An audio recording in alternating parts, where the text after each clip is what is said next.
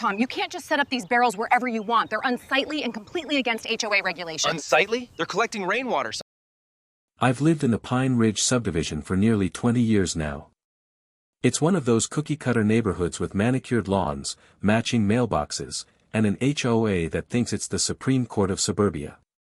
When my wife, Emily, and I moved here, the neighborhood was quiet, peaceful, even. Everyone waved when you drove by, kids rode bikes until dusk, and neighbors borrowed sugar like it was still the 1950s. Then came Linda Caldwell. Linda was the new HOA president, a retired corporate manager who treated Pine Ridge like her own personal kingdom. Always in beige suits, clipboard in hand, and a permanent frown, like smiling might break a rule somewhere. At first, I tried to stay out of her way. I paid my dues, kept my yard tidy, and minded my business. But then, the drought hit. That summer was brutal. Weeks of dry heat, the grass went yellow, and the county issued strict watering limits. My garden, my pride and joy, started to wither. So, I did what any sensible homeowner would do. I installed a couple of rain barrels beneath the gutters to collect runoff. Just plain, blue barrels tucked behind my garage, nothing fancy, nothing visible from the street. A week later, I got my first HOA letter. Notice of non-compliance. Unauthorized water collection containers visible from the property line. Remove immediately or face fines. I laughed it off. Maybe someone just overreacted. I wrote back politely, explaining that the barrels weren't visible to anyone except maybe a passing squirrel and that I was simply conserving water. 2 days later, Linda showed up at my door. Clipboard. Sunglasses. That fake, icy smile. Tom, she said, her tone dripping with condescension. We received your note. Unfortunately, rain collection devices are strictly prohibited under Section 7B of the Community Aesthetic Agreement. I frowned. You mean the barrels behind my garage? They're not even visible from the street. Rules are rules, she said, tapping her pen. If we allow one homeowner to collect rainwater, others will follow. Before you know it, this neighborhood will look like a backwoods compound. I tried to reason with her. Linda, I'm not breaking the law. The state encourages rain collection. It's legal, and environmentally friendly.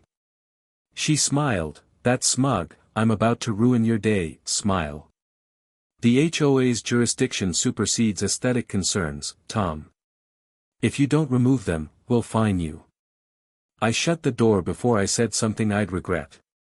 That's when I knew this was going to turn ugly. Over the next month, the letters started piling up. $500 for non-compliance. $1,000 for failure to remove prohibited containers. Then $5,000. By the end of summer, the total had ballooned to $40,000. Emily was beside herself. Tom, this is insane. We can't pay that. I know, I said, rubbing my temples. But we're not paying a dime for something that isn't even illegal. I started researching, hard. I dug through state environmental laws, county ordinances, even the HOA's original charter. And what I found shocked me. The HOA's water collection prohibition clause wasn't even valid. It had been written over 20 years ago, before the state passed a Water Conservation Protection Act, a law that explicitly made rainwater collection legal on private property.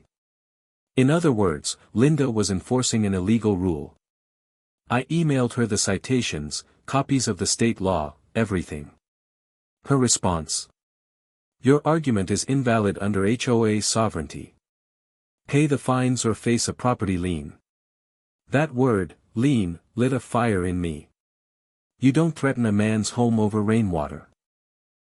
I decided to fight back, quietly. First, I filed a formal complaint with the county's Environmental Bureau. Then, I reached out to a local reporter who specialized in environmental issues. She loved the story, man fined $40,000 by HOA for collecting rain. It hit the local news within a week. Neighbors started whispering.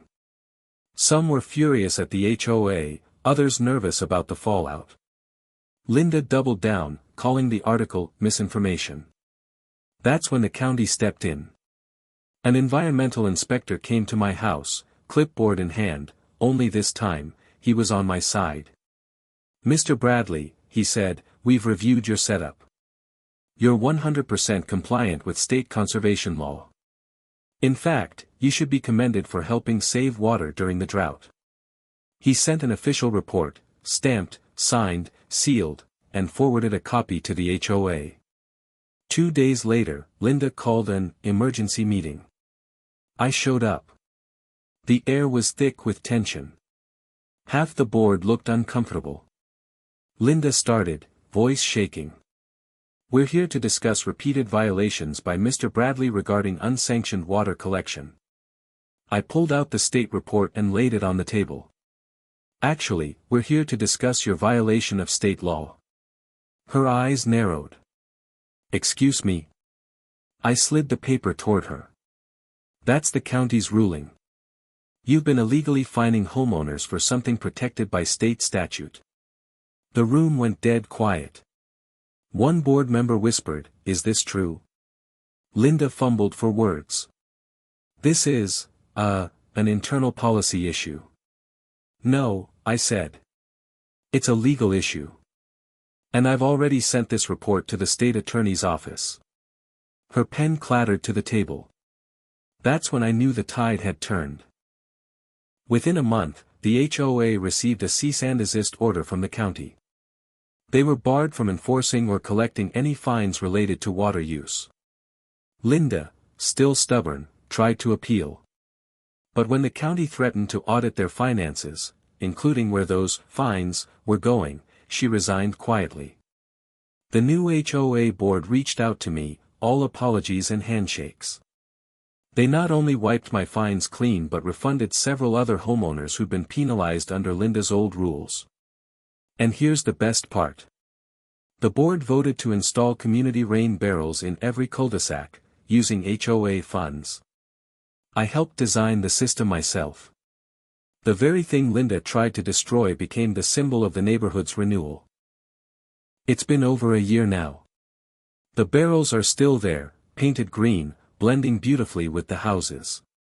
The gardens are thriving again. Every time I walk past one, I smile. Sometimes new neighbors ask why our water collection system is named the Bradley Initiative. I just tell them. It's a reminder, never let people weaponize rules to control what's right. Because in the end, water finds its level. And so does justice. The rules are only powerful when people are too scared to question them. The moment you stand your ground with truth, even against a storm, the storm starts to break.